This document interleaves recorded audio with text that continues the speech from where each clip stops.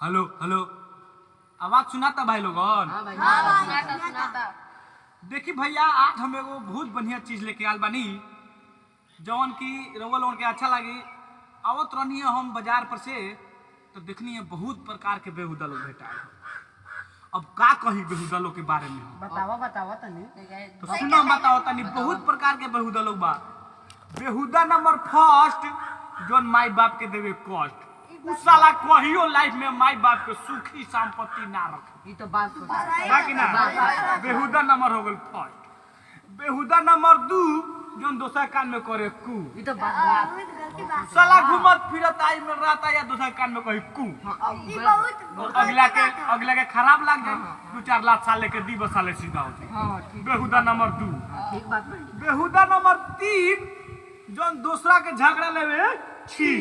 अब बताओ, आप दू बेकत के झगड़ा होता मननी, उस साला कूद के जाके उमे पड़ जाई। अब दोनों बेकत मिल के साले के लतिया दी साले सुधर जाई। हां ई तो बहुत उहे हो गले बेहुदा नंबर 3। अब बेहुदा नंबर 4 बताओ। बेहुदा नंबर 4 जौन दाल भात के साथे खाए अचार। बताओ, जब दाल भात बा भुजिया बनले बा तो साला अचार खाले का गज बा?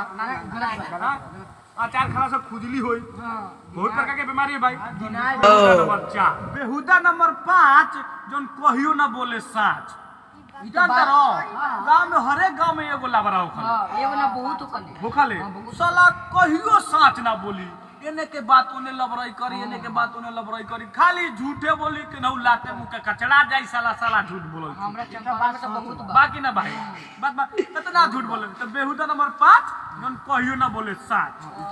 बेहुदा नंबर 6 जो गहूं के जोरे मिला के बो देवे जौ। अब बताओ, गहूं के जोरे जौ वाला हो वाला अच्छा लगी?